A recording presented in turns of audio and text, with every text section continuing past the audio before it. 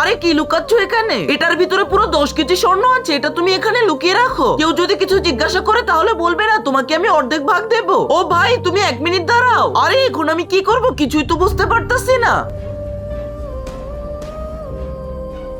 মনে হইতাছে এইদিকেই গিয়েছে, তাহলে চলো।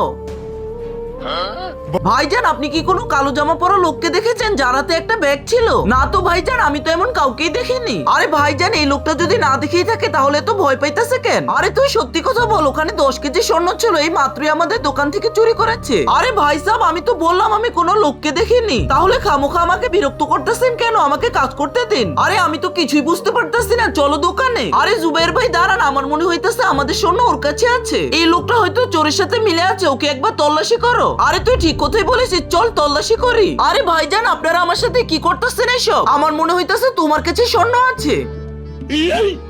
আরে ওর কাছে তো স্বর্ণ পেলাম না, তুমি একটা কাজ করো এই পাথর খুঁড়ে দেখো। আরে ভাই কি করতেছেন? কবে থেকে আবার পাথরের ভিতরে স্বর্ণ আসতে শুরু করলো? আরে পাথর খুদাখুদি করিও না, যদি মালিক দেখে তাহলে আমাকে অনেক বকবে। আরে তোমার মালিক আসলে তার সাথে আমি কথা বলবো। আর আমার তো এখন তোমার উপরে সন্দেহ হইতাছে, মনে হইতাছে এই পাথরের নিচে স্বর্ণ আছে, তাড়াতাড়ি খুঁড়তে হবে।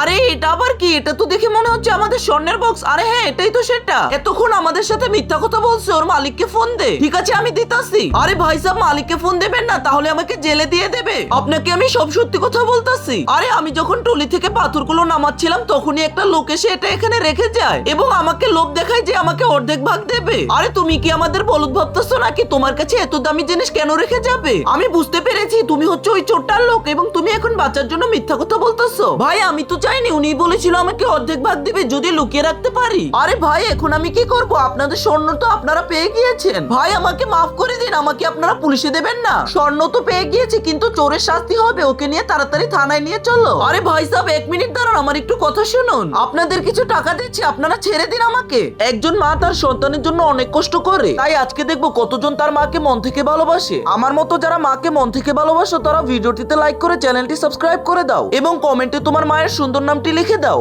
আরে তাহলে তুমি 1 লাখ টাকা দাও। 1 লাখ টাকা তো আমার কাছে নেই, আমার কাছে যা আছে আমি আপনাকে সবগুলো দিয়ে দিতেছি। আচ্ছা ঠিক আছে এতেই হয়ে যাবে। দূর লোভ করতে গিয়ে আমি ফেসে গেলাম।